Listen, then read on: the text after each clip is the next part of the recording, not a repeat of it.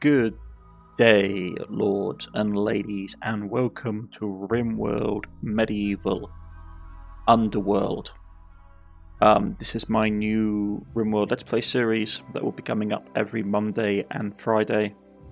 A number of my viewers were requesting a return to Rimworld Medieval series that I did a long time ago, and to be honest, I thought that'd be a jolly nice idea, so I put a bit of a twist on it and a slight spin. Because as much as I liked Rimworld Medieval, I wanted to basically add a bit more challenge and nuance to it. And there's a lot of interesting mods that have come out since I originally did Rimworld Medieval that I really wanted to play test with, because you have to remember that when I did Rimworld Anomaly Till Dawn's End, that's been going on for like 110 episodes, and so there were some really interesting mods, play styles, scenario setups that had come out, an opportunity to come out since then. So I really wanted to get my teeth into and make an interesting mod pack. Now, I will say again, these days I don't tend to put my mod packs up, partly because I haven't got around to learn how to use Renly, which is the piece of software that a lot of people use to just auto-upload their mod packs or the mod lists to Steam Workshop. And in this case, it's doubly so because Rimworld Medieval Underworld is the largest mod pack that I've ever made. Before I trimmed some of its excess fat, it was over 500 mods. And it takes like 45 minutes for my game to load up every time I want to basically record this. So there are going to be some limitations with that. Predominantly, like, I was just never going to attempt to manually upload the mod list to Steam. And as a result, like, I personally don't feel even comfortable recommending this particular mod list, not because it's not stable, because I managed to get it fairly stable. It's just the amount of like strain it puts on my PC, and I've got a pretty decent PC. It takes, but the thing is, I haven't fully timed it, but I'm pretty sure it takes between 45 to 50 minutes for the game to kick up, like to start up properly. And that's with crashes and the stuff, or clicking it at the wrong time. So I'm having to be really careful while playing this Let's Play series. But yes, we are going into Rimworld Medieval Underworld, and this is going to be an interesting little run. We're starting like at the basics of the basics, people. No technology, just sort of sharpened sticks and stones, and we're going to work our way up to the medieval medieval age. But nothing is quite as it seems on the world of Outlaw, for this is a low magic, grimdark fantasy setting. Lots of monsters, lots of nasty things lurking in the dark. And we are going to be starting off as a dirty little group of goblins in a cave. This is what it is, folks. We are not playing humans. We're going to be playing something that pretty much the rest of the world and the fact in this game don't like, or if they don't like, they basically are extremely neutral towards us in some flavour. And it is going to be brutal. I've got basically Yallow's like combat mod on, which means that factions that have a higher tech level than us have a higher damage resistance, their armor works better. We're not going to have access to like metal weapons for ages, so we're going to have to steal, we're going to have to ambush, use traps, use range, use tactics, and a whole bunch of other things that I won't go into right now. But without much more of a wait, let us dive into the world of Outlaw. I shall see you all in a moment. Welcome back, lords and ladies, to the world of Outlaw. And our five little group of goblins who have dragged themselves up, outcasts, renegades, sort of, we're not sure, but they have been driven out of the underworld, the lowest level of the cave network that runs underneath the world of Outlaw, and they are here in the upper levels of the world, and they have to make their own way in this new land. So they have barely any understanding. They weren't given any understanding of how their tribe's technology worked, besides basic things like how to make sharpened sticks and how to make a fire. Before they stole some food and were evicted from their homes. Let us begin, shall we? So, let us look at our home for a second. It is a sprawling cave network, which is both a good and a bad thing. Good because it means we have a degree of protection. Wild people, a person from the wild animals, have wandered in. Okay. So they're over there. Unfortunately, as you can see in the cave network, there are bugs. We can't see them directly without line of sight. I have left it sort of on here to depict how our local knowledge will inform us roughly where animals are, but when we want to actually go in and fight, we have to basically use our wits about us.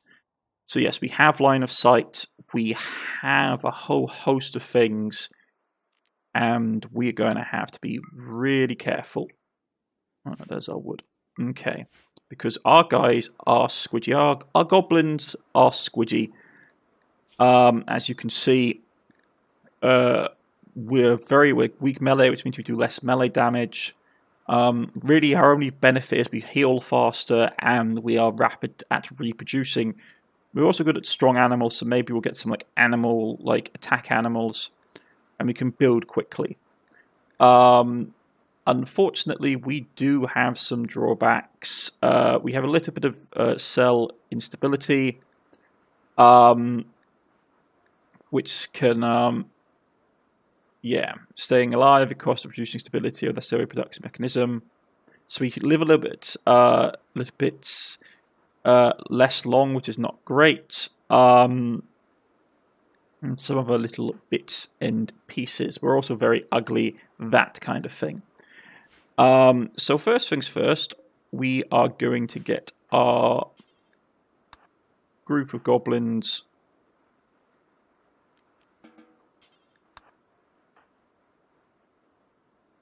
come on. You're all wanting to go and eat. Well, that's not a great idea because we've all just popped out on the surface and we actually need to be able to defend ourselves. This would be one there, right? Okay. So, our goblins move very quickly by nature. I have got the moving quickly mod enabled, passively, just because when they're not in danger, the goblins are going to run around and get up to mischief. So, we need a place to live. We also need to drink, we need to keep hydrated, and we need to be safe. Now, there is wreckage of past battles lying around, as you can see here, broken down siege stuff, some ruined equipment, rusted swords, bits of bodies. Unfortunately, because I did a bit of playtesting to make sure the mod list actually was stable. And I'm not going to lie, folks, this is actually a pretty hard start, because I went into this map fairly blind. So I'm just having a look around to see what we actually have to build off with, and it's not a lot. Oh boy, this is actually going to be pretty challenging. There's a little bit of scrap we can scavenge. We maybe end up having to be forced to medically to basically relocate to survive. If our living situation is not particularly great. But that's one of the benefits of this, is that we're doing fluid ideology and we're basically in the prehistoric. I know they don't go below tribal, but this is basically sort of hunter-gatherer start. So we do not have a normal tech tree. As you can see here, we are in a Neolithic period. We're even before Neolithic, really. We're in... Basically, the game doesn't go back. It goes basically tribal. But we're before tribal. We're in the Paleolithic, so the hunter-gatherer stage. So, first things first, what do we need? To be honest, I need to take that out. This is here for basically playtesting purposes. So, agriculture, we could pick up early on, could be useful. Really hoping for like mining. Animal handling.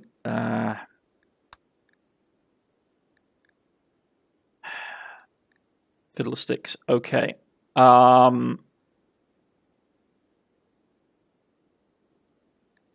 The roll of the dice isn't with us, unfortunately. Hunting is actually a really good one to have, but we don't have it. So let's grab... Tribal would be good for clothes, but we can't hunt, and you really need to be on the ball for that.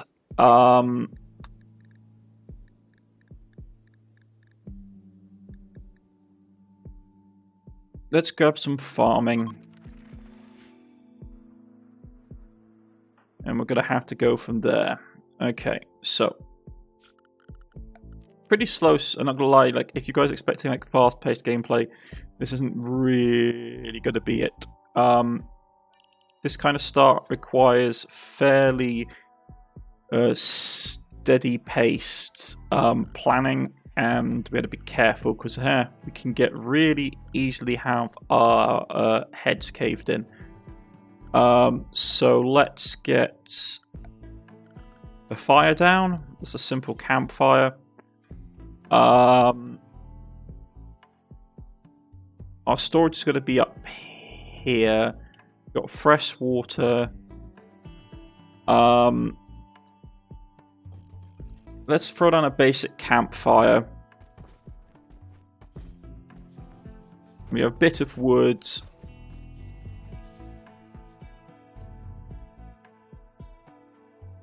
Unless all our flint has flown off somewhere. We should start with a little bit of wood, a little bit of flint, and some provisions.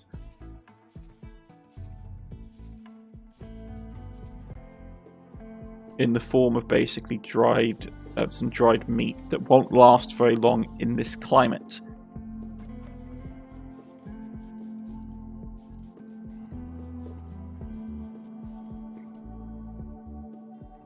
Man, I suddenly hope we have flint, because we're going to be in a really rough space if we don't. Oh, there it is, off to the side. Yeah. You have a little bit of flint.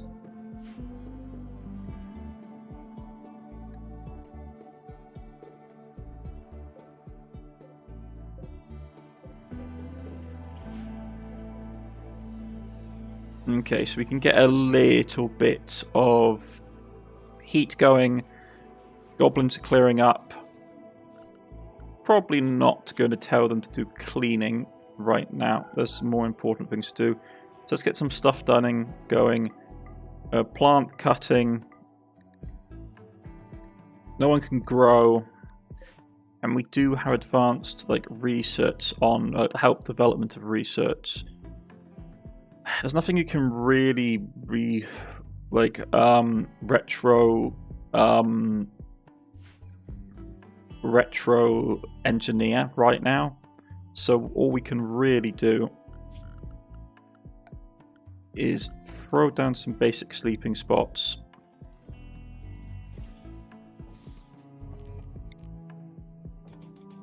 Now, you're probably wondering why I've got these sleeping spots down when there's no romance, and the simple reason is this. I am an old school fan of goblins, plus these guys are pretty sort of early stage civilization, so romance kind of thing is going to be slow. As a result, and so that we don't get annihilated, we are going to have to assist our colonists in producing offspring, because vanilla Rimworld is actually pretty slow on making that happen. So we should have some flint being brought up. We got some flint, we got some food. Also, the problem is we don't have doors, so everything is going to deteriorate really quickly. Okay, that's annoying. Basically, there we go. Sometimes the game needs to reset to what you have in storage. Okay, so first things first, we have a little fire going. We have a choke point. and our goblins are just having a lovely hokey dokey time. Let's go some recreation at the end of the day so everyone has some fun. Do we have anywhere we can set up this large overhead mountain? It needs to be outside. It needs to be outside for this thing to work, I believe. As long as it burns visible from afar, as long as it's burning outdoors. The problem is that it will set a lot of stuff on fire, so we don't want it near any kind of growing zone or the like. Creature-wise, we've got an okay smattering of creatures. We have some predators which are worrying, though. Don't like the look of those, because they will rip us apart. But like I said, if push comes to shove, there are things we can do. The lack of hunting is bad because we can't even butcher creatures. So we're having to think of ways that we can reverse engineer, or at least learn. And our goblins aren't the dumbest things in the world. Some of them have some general stats. I mean, they're goblins. They're fairly good at sort of construction and like hunting and that kind of stuff, like at least passively. The rest of the stats not great. Intellectually, our goblins are actually pretty cunning, so they can actually catch up fairly quickly with things. Now, I sort of run my goblins like if I could have gotten like fungal goblins like from Warhammer Fantasy, I would. But we're going for basically like your D&D goblins. In this world, and they have a smattering of reputations. Some are liked, some tribes are liked, some are not. Our goblins are fresh out of the Underworld, so we are neutral, if not. Some factions dislike us on principle because we're goblins. Some factions don't like us or are neutral towards us because we're just seen as sort of like these savages hiding in caves. We are Stone Age man. And on that topic, welcome to the world of Outlaw. Or normally you would see it. This depicts the information our goblins have of the surrounding area, or at least things that they've been able to notice from sort of scouting, looking around. We are currently in the Assini Forest.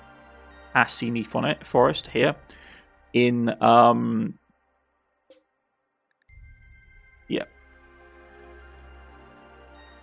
basically, we're in a cloud forest, and we're basically in shallow caves beneath this large mountain range.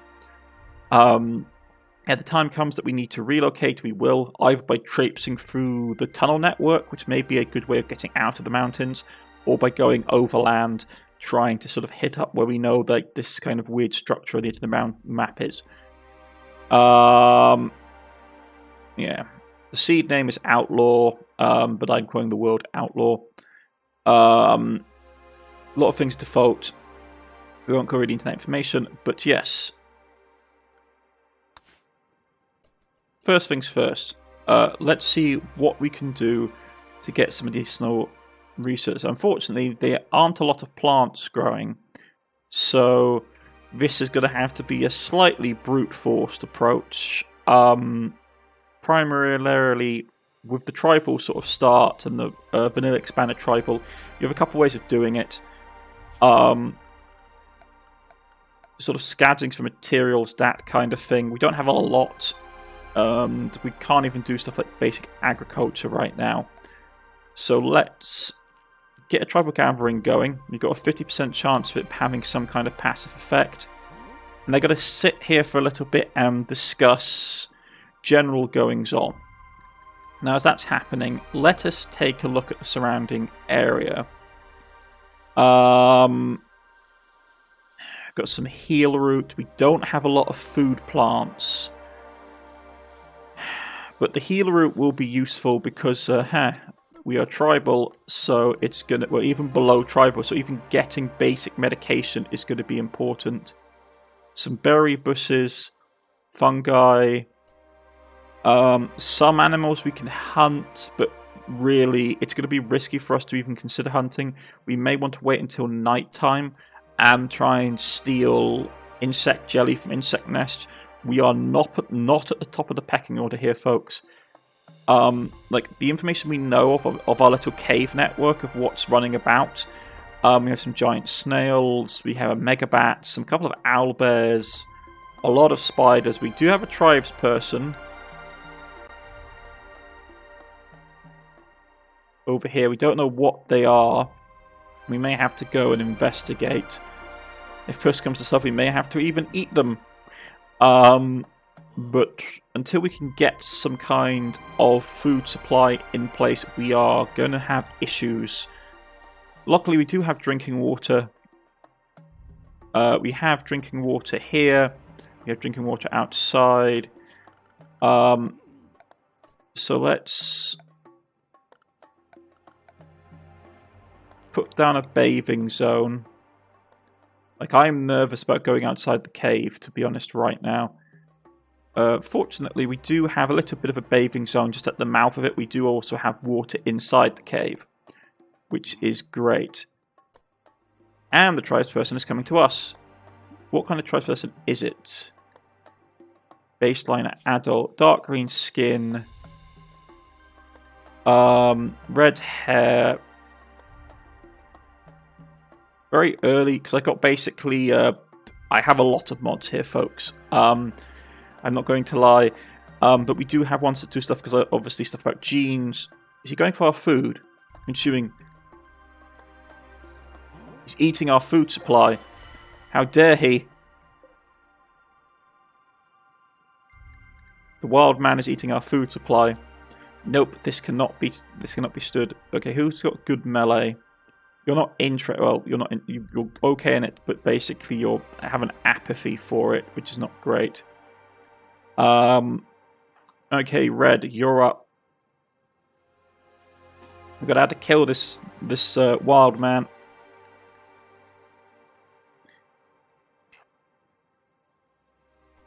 I have picked up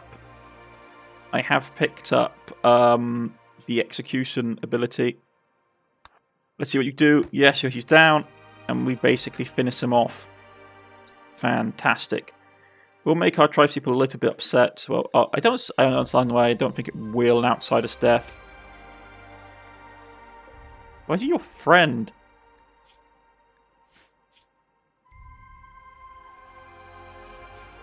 Anyway, if push comes to stuff, we can eat him. Unfortunately, we can't butcher anything right now. Let's cook some simple meals. Yeah, do turn stop if we have that. Let's put down some harvest orders. Man, we really don't have a lot of things we can harvest besides some. Yeah, we're in a really rough place. Okay. That's not great. Let's get people out there. Get some bananas, get some bits and pieces on the go. At least when we get farming going, we'll have some resources. So what can we help reverse engineer? We don't have any stones, anything like that. Material analyze, bones and bits and pieces maybe.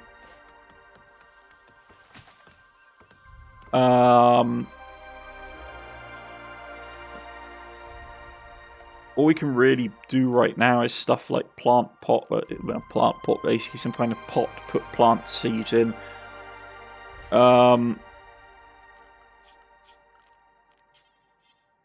Let's get a little bit more light up in here, so it's not as dark. Not that we mind the dark, but it's going to get dark out in this place before too long. So it's nice to sort of have a view about what's going on. Okay. Right. Like I said, this is going to be a slow campaign, folks. I am not going to lie about that. Like, did he actually have anything on him? Probably not. No, he was naked. The day was long. Okay. And let's take his skull, if nothing else. We might be able to use it for something.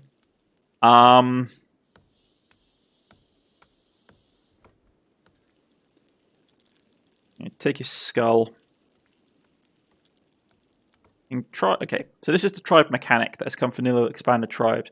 The crowd gathering was encouraging. Some of the ideas discussed were pretty great. We are probably onto something here. 8 points of research per participant will be distributed amongst the available research projects.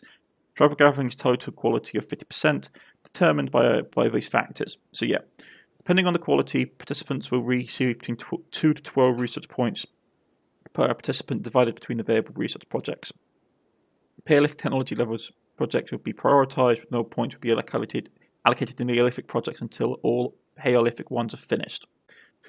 So, if you're wondering about who our storyteller is, we are going with Talon Tribal.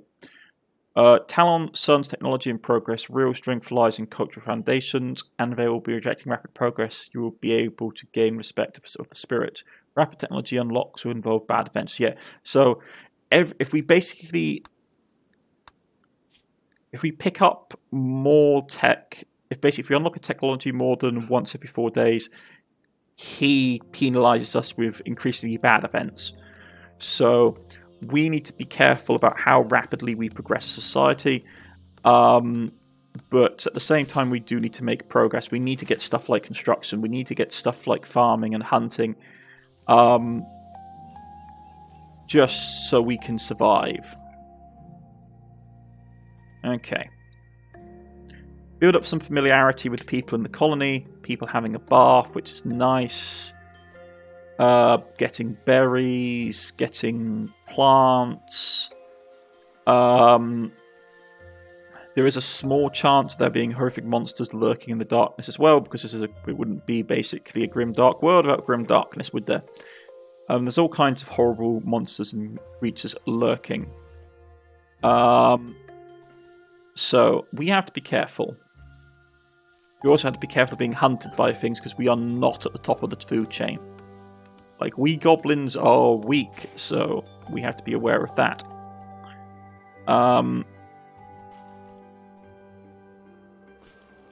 Yeah. Get some food being produced. This stuff isn't going to last us long, unfortunately. So we need to get farming going or hunting. I was hoping we'd get hunting early on. Unfortunately, that's not going to be the case. So let's hope we can get some survivability going.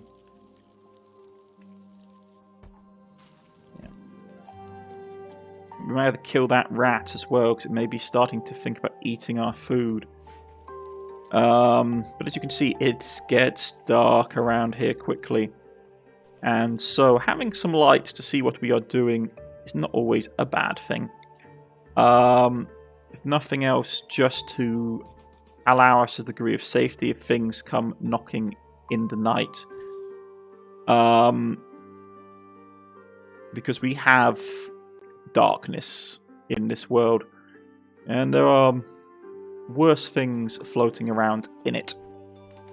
So yeah, let's get some light up so we sort of have a degree of safety. But like I said, we have line of sight. As you can see, we don't see what's coming. We don't see what's coming unless our pawn, like our colonists, see it, or our tribals see it. So we're going to have some food sort of supplies put aside, which is nice. Unfortunately, without a door, any way of closing off this location, it will degrade, because we don't have any storage options, we don't have anything like that. So we need to find something like bones, wood would be good. So what do we have? We have some basic crafting spots we can throw down, which are going to be unfortunately affected by the temperature. And what can we do in here? I will say I'm going to ignore some of the things like healing potions. Maybe not the healing potions, but they're hard enough to make on their own anyway. But stuff like the explosive ammunition, that kind of thing. Just some things turned up in the mod pack that I couldn't easily get rid of. But let us get down to the task at hand of making some timber. Get some of that going. Just some...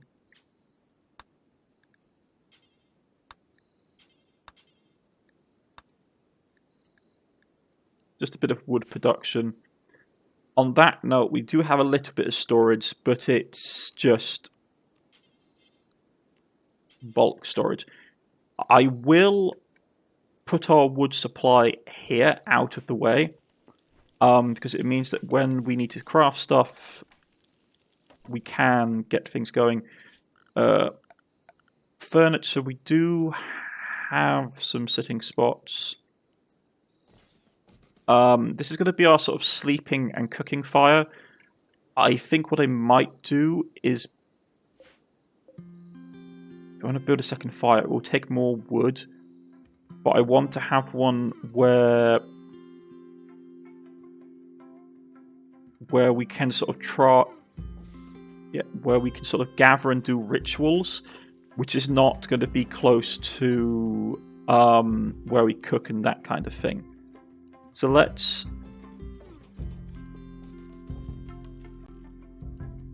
get this fire up. And we're not going to use this as the gathering spot for a group. It's going to be down here. This is going to be the sleeping fire and the cooking fire. And this is going to be the one where we organize.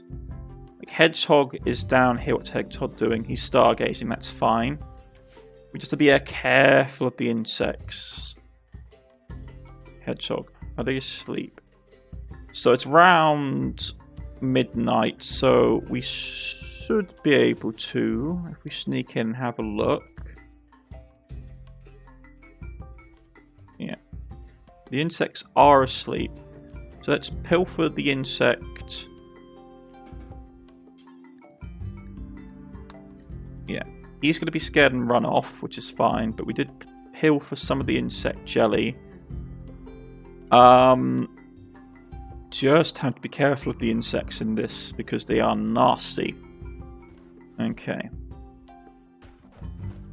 So we've got a little bit of extra food. People are sleeping. So.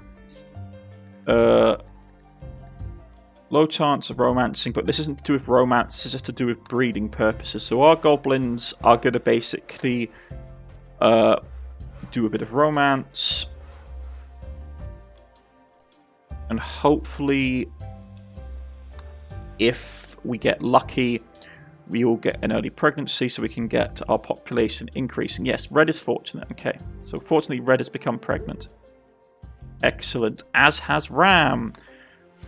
That is both a terrifying prospect and a good and very fortuitous for us.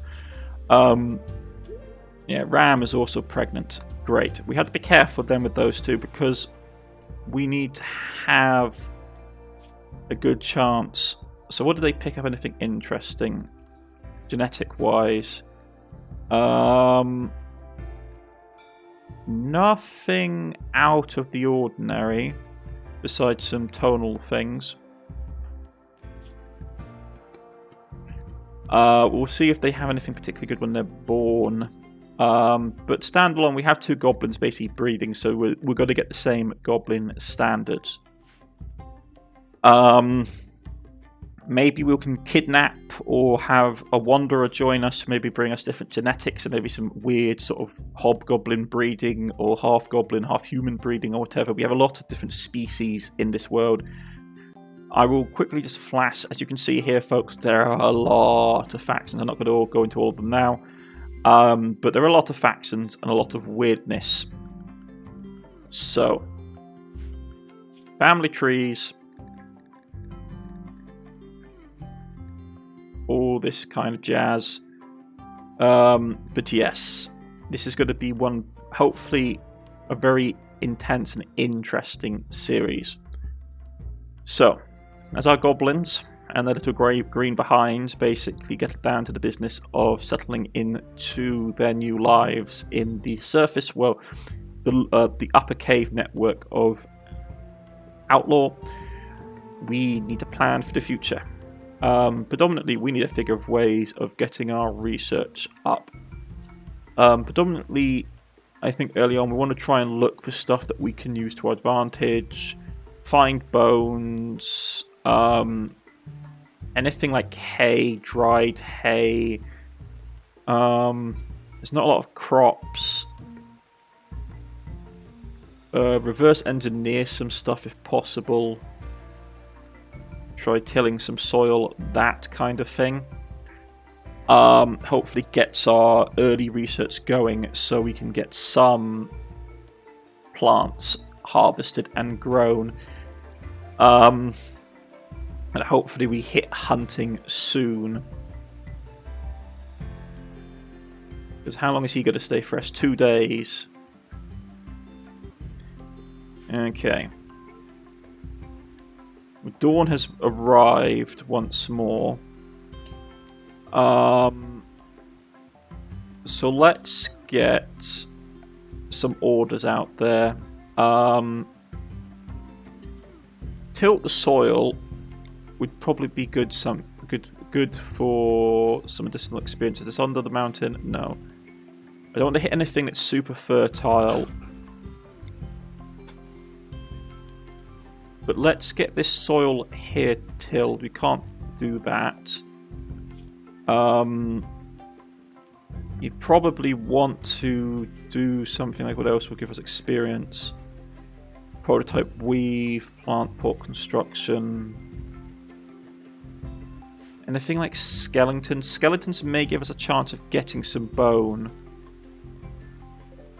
Okay, there's a few here. Let's deconstruct those and see if we get lucky and get some bones to help us along. I'm trying to stay away from anything that, because like we are weak. The way that predators predate in this game and feed upon prey is that they go by combat strength, if I recall correctly. So if we're unfortunate, they will just hunt goblins because our goblins are fairly weak. Okay, so we get some resources. And gather it up and take it back to society. Any of us can actually good at herbology, which is the thing we need. Will not grow. Grow is not unlocked to us. We can't actually do that ability check yet. Okay, that's problematic. Okay. Let's harvest some stuff that's full grown. And hopefully we get something out of it. At the moment we're currently just making a ton of planks. Which is fine. I just want to get enough wood stored away that push comes to shove. Actually, we probably want to do it. Probably don't want to do it there, as the game may decide that it'd be better to burn that rather than raw logs. Okay. So they're out there cutting down trees and gathering resources for us. But we are not great. Let's put harvest out. Man, there's nothing there. And I'm having to be careful of insects. Put that out. Okay. Send out a couple of gathering search parties to the nearest biomes. Like little surface places where the surface have broken through. Because we have to basically wait a day between being able to gather stuff. That's going to deteriorate. Everything we have here deteriorates. So didn't say we could materialize, like do an analysis on bone. Oh, giant bone, human bones. I'm sure there was something we could do. Nutrient composite of bone. Okay.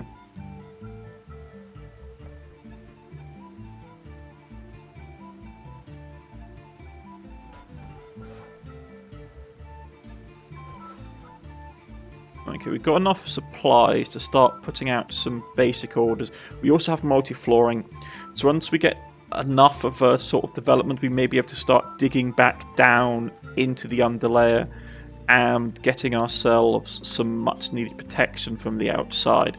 But this is all things we can do, it doesn't mean we will do. Okay, everyone grab a healing pack if nothing else. Okay. Ram and Hedgehog pick up 1 bone each.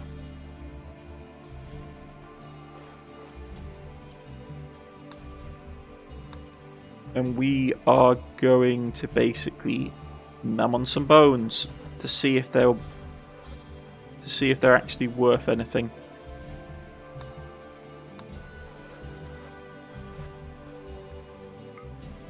Okay.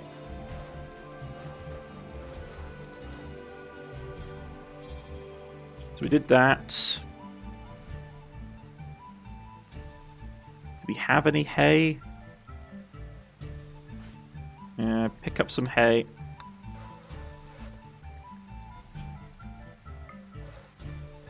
Analyze the hay. See if it's worth it to us.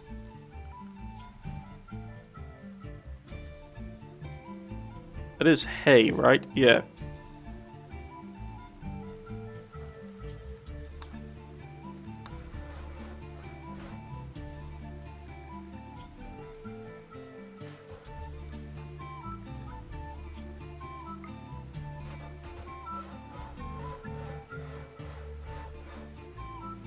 I think we did eat it.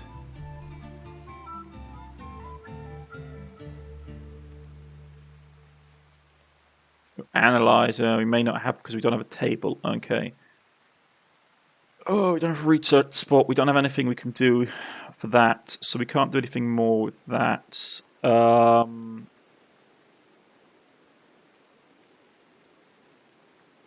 We can build a large beacon outside.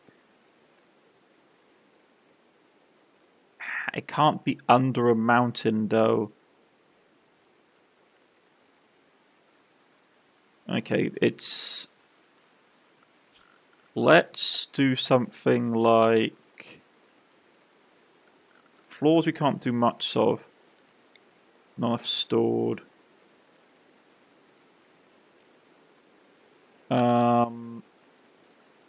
Orders... Cut plants. Cut the plants here. We're going to clear off this area. And we are going to do this. Okay, not there apparently. This produces a large amount of heat and smoke and burns out after a quadrum. The light from a large fire is visible from afar as long as it burns outdoors. A high chance of wild men wander in as well as raids. But if nothing else, it will give us the opportunity to at least get either help, get food, that kind of thing. It's like if push comes to shove, we can just eat the wild men. Okay. Help us research stats. Light the fire for that, please. As you can see, it sets fire to everything in that little red area around it, so we have to be careful. But as we light the beacons of our tribal setting, and gather resources and get ready for the next round, as we get ready for the next round of tribal gatherings, we are going to end it here today for the first episode of Rimworld Medieval Underworld. I've been Cornish-Knight. These have been Ram, Hare, Red, Hedgehog and Blue, and we shall see you all in the next episode, folks. Goodbye.